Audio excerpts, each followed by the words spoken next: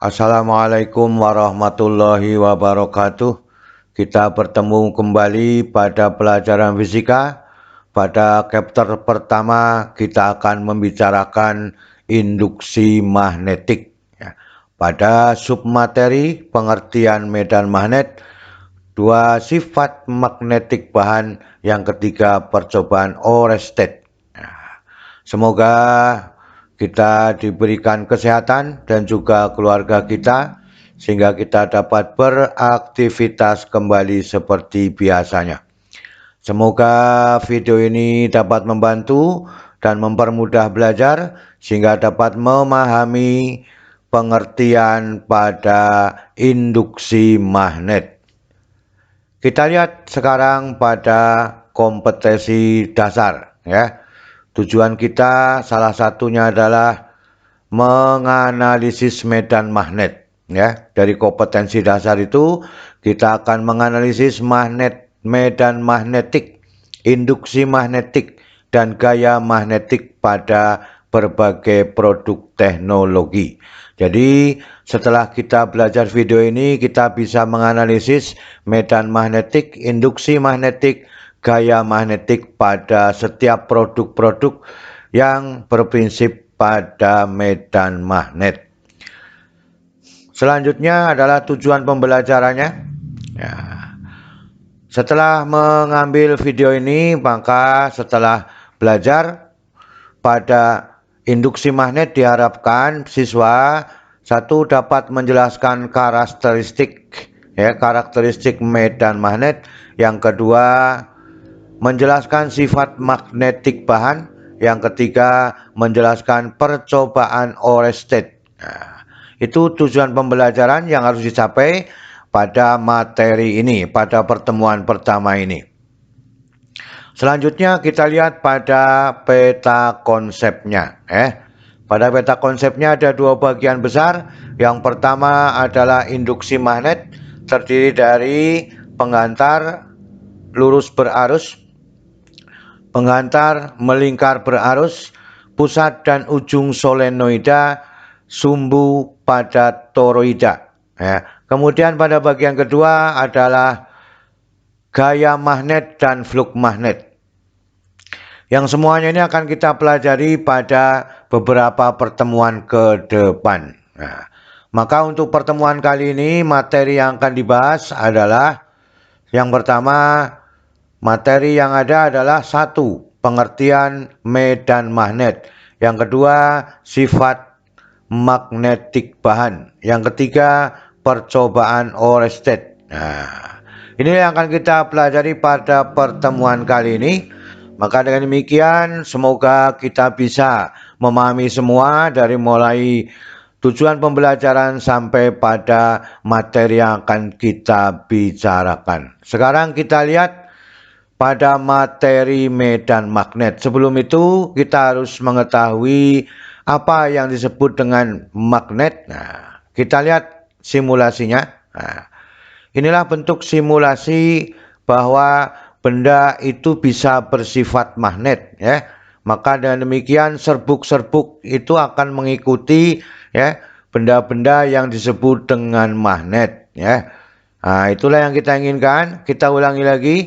Serbuk magnetnya akan mengikuti ya, akan tertarik oleh keadaan benda-benda yang bergerak ini sebagai magnet atau benda magnet. Nah, jadi dengan demikian apa yang kita inginkan dari persoalan ini ya?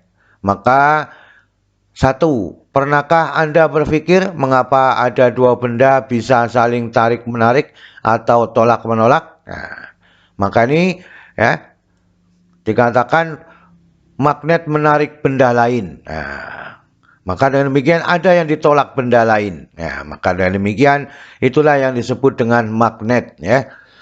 Yang kedua, apakah manfaat mempelajari magnet? Nah, kita bahas bersama-sama dari masalah ini.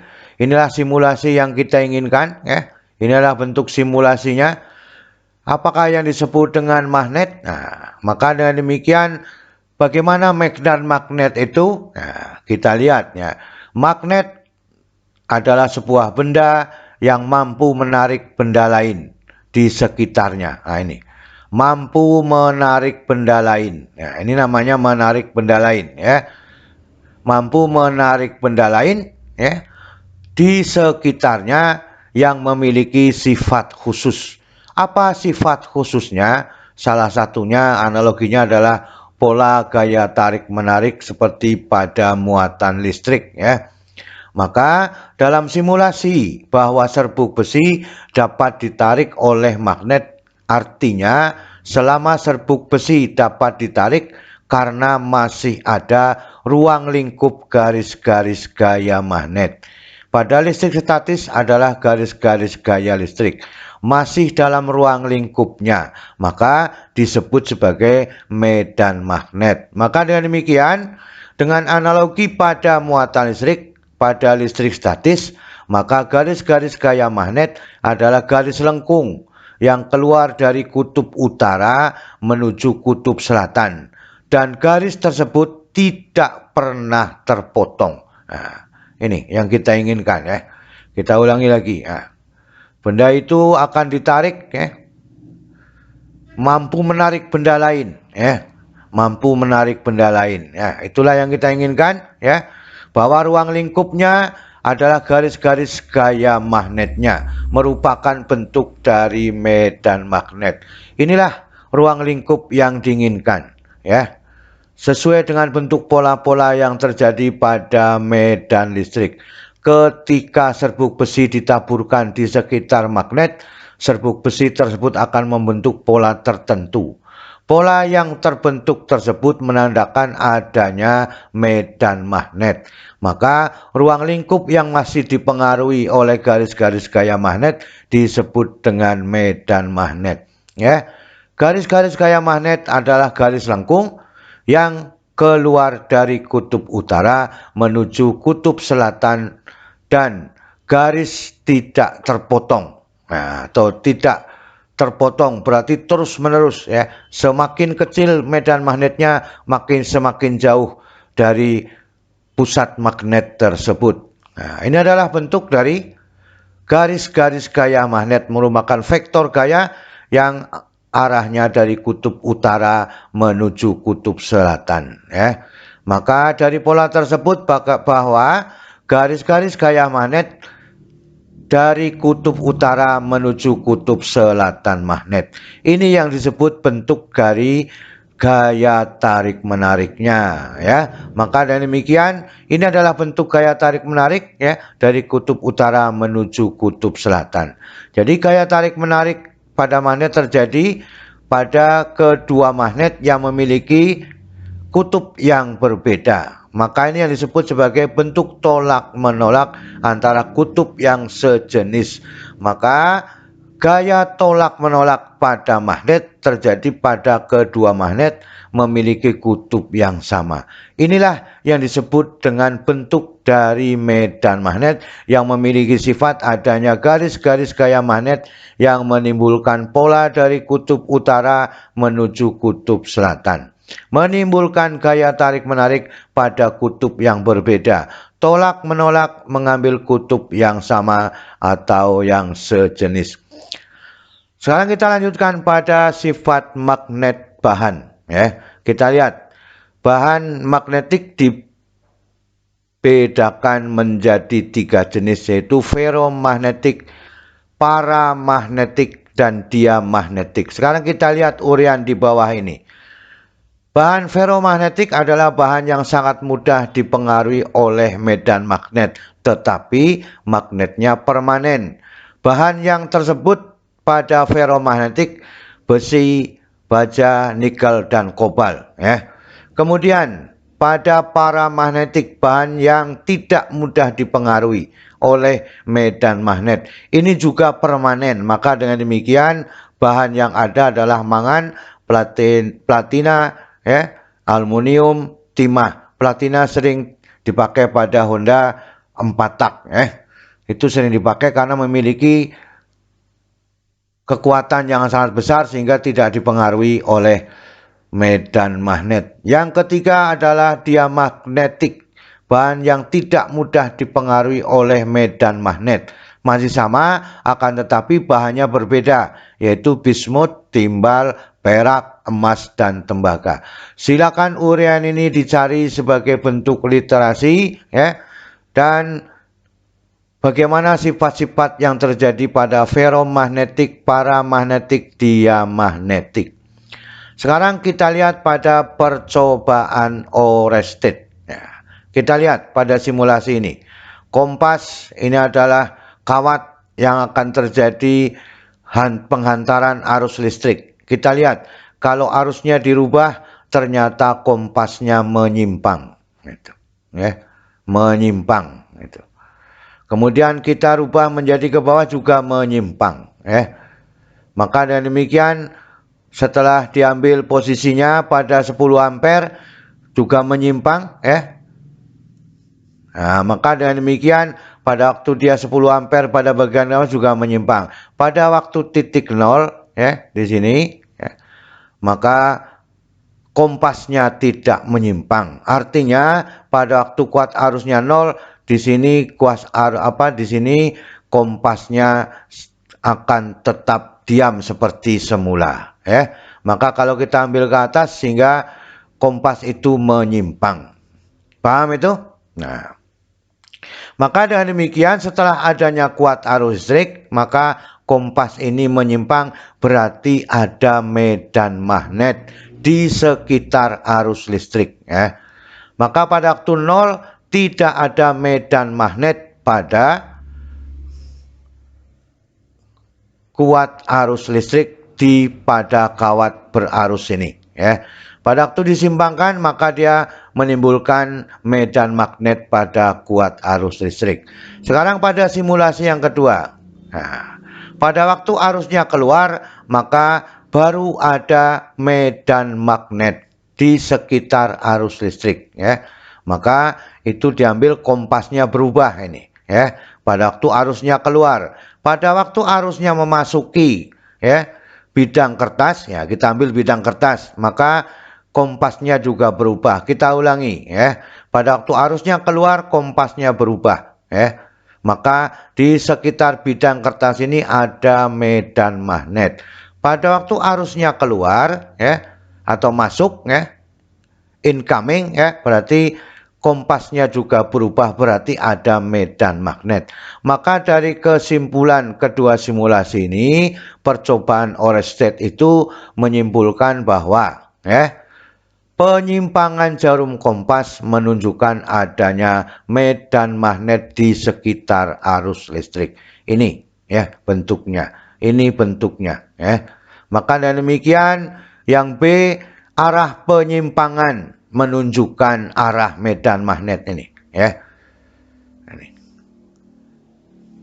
Jadi kalau ini digerakkan, nah, ini mula-mula digerakkan ke atas menyimpang, nah, maka dengan demikian menyimpang, kemudian itu berlawanan jarum jam. Kalau sekarang ini searah jarum jam.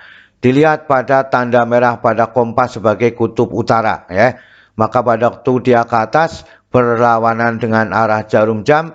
Pada waktu dia arusnya ke bawah, dia searah jarum jam. Ini juga sama. Pada waktu dia ke bawah, arusnya masuk ke bidang kertas, maka arahnya searah jarum jam, B-nya yang tanda lengkung panahnya. Maka pada waktu dia keluar bidang kertas, maka dia medan magnetnya adalah berlawanan dengan jarum jam. Arah penyimpangan menunjukkan arah medan magnet. Inilah penyimpangannya. Inilah penyimpangannya. Kemudian yang C, sudut penyimpangan. Yang ini, ini sudutnya, Kalau ini mengatakan 0, maka semakin penyimpangannya semakin besar, maka medan magnetnya juga semakin besar. Nah itu, medan magnetnya juga semakin besar. Yang D, arah medan magnet tergantung pada arah arus listriknya. Kita lihat dari 0 dulu nih. Maka pada waktu dia bergeser ke atas arusnya, maka mengikuti arahnya. Tergantung pada arah arus listriknya, maka dia mengikuti, ya. Kita ulangi. Nah, ini mengikuti, ya. Mengikuti berlawanan jarum jam, ya. Kuat arusnya juga berlawanan jarum jam. Yang E, karena arus listrik adalah muatan listrik yang bergerak, maka medan magnet juga dapat ditimbulkan oleh muatan listrik yang bergerak. Artinya, di dalam kawat ini ada muatan-muatan listrik yang berpindah dari potensial tinggi menuju potensial rendah. Maka diikuti oleh medan magnetnya. Inilah kesimpulan yang dilakukan oleh percobaan oleh Oersted dalam percobaannya, sehingga menyimpulkan bahwa ada medan magnet di sekitar arus listrik, ya. Arahnya ditentukan sebagai bentuk besar medan magnetnya. Semakin besar sudutnya, maka semakin besar medan magnetnya. Arah medan magnetnya tergantung pada arusnya. Maka muatan listrik yang bergerak dari potensial tinggi menuju potensial rendah merupakan arah dari medan magnet. Maka dengan demikian medan magnet yang ditimbulkan oleh arus listrik disebut dengan induksi magnet. Nah, jadi induksi magnet adalah medan magnet yang ditimbulkan oleh arus listrik, ya. Maka dengan demikian dinyatakan simbolnya adalah B dalam satuan Weber per meter kuadrat atau disebut dengan Tesla. Bisa dipahami ini, ya? Semoga kita bisa memahami ini semua. Kita lihat arah kuat arus dan medan magnet pada kawat lurus berarus listrik. Kita ambil, ya. Menggunakan aturan tangan kanan, ya. Kaidah aturan tangan kanan. Pada waktu arusnya ke atas, ya, atau keluar bidang, maka anak panah yang bergerak merah ini merupakan arah medan magnet yang berlawanan dengan jarum jam. Ini di samping sudah ditunjukkan, ya, arusnya keluar bidang, maka B-nya adalah berlawanan dengan jarum jam. Itu yang diinginkan, ya. Itu adalah simulasi yang kita inginkan. Kita lihat pada simulasi berikutnya. Inilah yang kita inginkan, ya. Bahwa yang ke atas adalah disebut dengan I pada ibu jarinya, maka yang berputar adalah arah B-nya. Itulah yang diinginkan. Kemudian sesuai dengan pengamatnya. Nah, ini pengamatnya. Gunakan aturan tangan kanan. Maka ujung-ujung jari itu disebut dengan titik atau memasuki bidang, ya. Ini memasuki bidang. Gunakan aturan tangan kanan, ya. Kemudian 4 jari itu diluruskan menjauhi kita, maka dengan demikian arah 4 jari kita menuju bidang pengamat, menuju bidang atau menjauhi bidang pengamat, ya. Menjauhi bidang pengamat, tetapi yang bawah adalah mendekati bidang pengamat. Maka dengan demikian titik ini merupakan apa? Merupakan mendekati, ya, mendekati pengamat, ini menjauhi pengamat, ya. Siapa pengamatnya? Adalah P dan Q atau kita sendiri, ya. Maka dengan aturan tangan kanan, ya, maka ujung jari kita, 4 jari kita adalah mendekati muka kita. Pada waktu di bawah, maka apa? Menjauhi muka kita. Itulah yang diinginkan pada bentuk dari pengamat pada medan magnetik. Maka dengan demikian I adalah kuat arus, B medan magnetik, ya. Sehingga ibu jari sebagai arah arus listrik atau disebut dengan I yang ini, ya. Genggam jari sebagai arah medan magnet B ini. Itu disebut dengan kaidah aturan tangan kanan, ya. Jadi kalau kita mengatakan dengan orang itu bahwa jempol baik, maka itu adalah jempolnya arahnya ke atas, ya. Kemudian pada bagian bawah ini arah titik, ya. Arah pada medan magnet pada bentuk titik adalah mendekati kita, ya. Mendekati kita. Jadi pada waktu jempol kita ke atas, maka 4 jari, ya, genggam 4 jari itu menuju ke kita, namanya mendekati. Mendekati pengamat atau keluar bidang kertas, ya. Kemudian tanda silang, ya, menjauhi pengamat, ya. Maka dengan demikian itu bisa dikatakan dibalik dari arah yang titik tadi, ya. Maka memasuki bidang kertas, ya, atau masuk pada layar pada komputer, ya. Itulah yang diinginkan. Maka dengan demikian kita lihat pada metode koordinat Kartesius. Ini adalah bentuk koordinat Kartesius. Ini adalah Z positif, ini adalah X positif, yang ke atas adalah Y negatif. Maka lawannya ya ini Y positif, lawannya ke bawah negatif, dan seterusnya. Kita lihat dari sini, ya, bahwa kalau arusnya ke atas maka searah dengan sumbu Z positif, maka B-nya adalah keluar, maka menuju Z negatif. Sekarang kalau arusnya ke bawah ini, ya, searah dengan Y negatif, maka B-nya memasuki bidang, ya. Memasuki bidang artinya bertanda Z negatif. Maka kalau dibuat tabel, maka Z positif pada I, maka Z positif, Y positif pada I, maka Z positif pada B-nya, ya. Kalau negatif Y, maka ini adalah negatif Z pada arah B-nya. Itu yang kita inginkan pada kawat lurus berarus listrik, ya. Bisa dipahami ini, ya. Kita genggamkan tangan kita, ibu jari kita luruskan. Kita lihat pada bagian kiri dan bagian kanan. Sama-sama arahnya genggam tangan itu menuju ke kita, ya. Itu dicoba sendiri, ya. Maka pada waktu kita ambil, ya, berlawanan, maka dikatakan, ya, diluruskan genggam jari itu, maka akan menjauhi posisi kita sebagai pengamat. Silakan dicoba. Maka titik dengan tanda panah, titik dengan tanda silang, itu adalah bentuk depan dan belakangnya, ya. Itu yang kita inginkan. Sekarang pada kawat melingkar. Ini adalah ilustrasi pada kawat melingkar. Maka diganti posisinya. Yang tadi pada posisi medan magnet adalah pada kawat melingkar, sekarang diganti sebagai kuat arus listrik. Maka dengan demikian yang menuju ke luar kertas bidangnya, bidang kertas ini, ya, merupakan arah medan magnetnya. Kita lihat prosesnya. Maka ini adalah sebagai kuat arus, ya, maka B-nya searah atau dikatakan keluar bidang kertasnya, ya. Maka kalau dibalik bagaimana? Maka kalau dibalik, ya, arusnya adalah searah jarum jam, maka B-nya menuju ke bawah, ya. Kita ulangi, ya. Nah, ini adalah keluar bidang kertas pada waktu berlawanan jarum jam. Ini adalah modelnya, ya.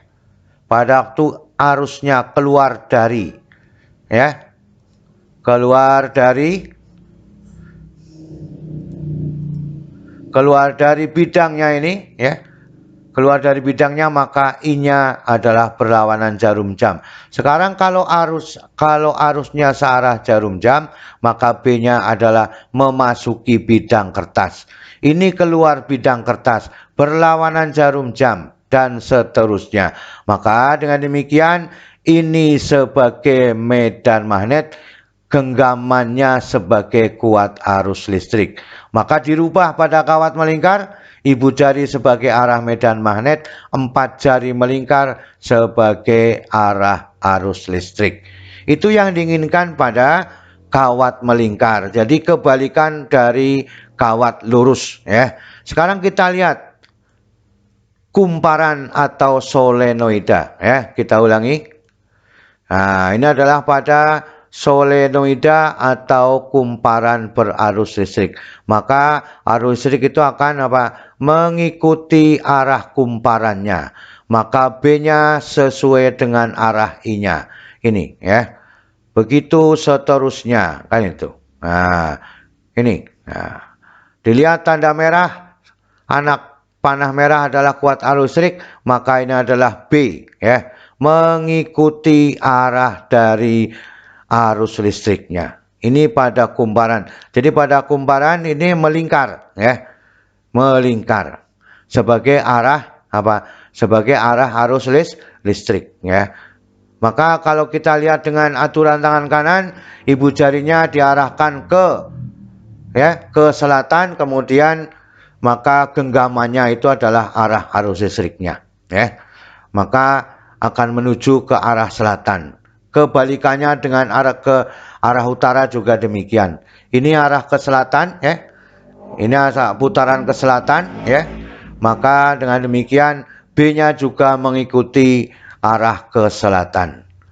Maka dengan demikian inilah kalau arusnya dibalik menuju ke arah utara, maka B-nya juga menuju ke arah utara. Ini adalah bentuk garis-garis gaya magnet pada kumparan, ya. Bisa dipahami itu? Dilihat prosesnya ini, ya. Nah, inilah, ya. Dia melingkar, kuat arusnya melingkar, B-nya menuju ke arah yang sama. Kemudian ini yang disebut sebagai toroida atau kumparan melingkar, ya. Maka disebut dengan toroida, ya. Sebagai bentuk kawat melingkar, kumparan melingkar, ya. Maka dengan demikian arus yang terjadi juga sama. Kita lihat nih, ya. Nah, terus, ya. Ini adalah bentuk kuat arusnya, maka yang ke sana ini yang memiliki garis singgungnya adalah pada medan magnetnya. Kita lihat tanda merah ini melingkar pada kumparan, ya. Kumparan melingkar, maka B-nya adalah pada garis singgung lingkarannya sesuai dengan arah dari medan magnetnya. Maka dengan demikian penentuan pada kumparan atau solenoida atau toroida ditentukan dengan cara sebagai berikut. Pada kawat melingkar arah B keluar bidang, ya, ini keluar bidang, ya. Keluar bidang kertas bila arahnya berlawanan dengan jarum jam. Nah, ini berlawanan jarum jam, ini berlawanan jarum jam, ini searah jarum jam sebaliknya. Yang kedua, pada kumparan arah B sesuai dengan pola magnet pada batang. Ini adalah pola magnet pada batang. Arusnya menuju ke selatan, maka arah B-nya juga menuju ke selatan. Sesuai dengan arah dari kuat arus listriknya. Yang ketiga, pada toroida, arah B sesuai dengan garis-garis gaya magnet lingkaran. Ini yang gaya magnet lingkaran.